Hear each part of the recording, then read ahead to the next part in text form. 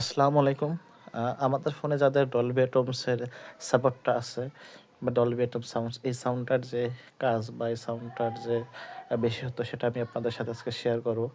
তো আপনাদের প্রথমে চলে যেতে হবে সেটিংয়ে। সেটিংয়ে যাওয়ার পরে এখানে সাউন্ড অপশন আছে।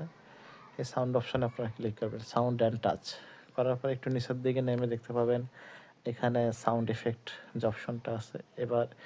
এরপরে যে আপনার যে ইকুয়াল যে অপশনটা আছে এখানে আপনি ক্লিক করবেন। আর এই যে সারাউন্ড, এই সাউন্ডে ক্লিক করলে সাউন্ডটা আস্তে করে চারপাশে ছড়াই যাবে, সারাউন্ড সাউন্ড হবে। আর তা না হলে এক জায়গা খুব ভালো বেজ এবং সাউন্ড আপনারা পাবেন।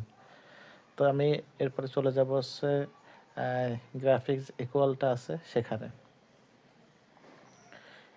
আর উপরে যে আপনার অপশন আছে ডলভি, ওইখানে আপনি ক্লিক করে সাউন্ড ডলবি অ্যাটমস আর হচ্ছে নর্মাল সাউন্ডটা করতে পারবেন। তো আমি চলে আসলাম ইকুয়ালে। তো এখানে দেখেন আমি কাস্টম সাউন্ড করা আছে। এই কাস্টম সাউন্ডটা ঠিক আপনারা এভাবে রাখবেন, রাখলে আপনারা খুব সুন্দর একটি সাউন্ড পাবেন, সাথে একটু বেজও পাবেন।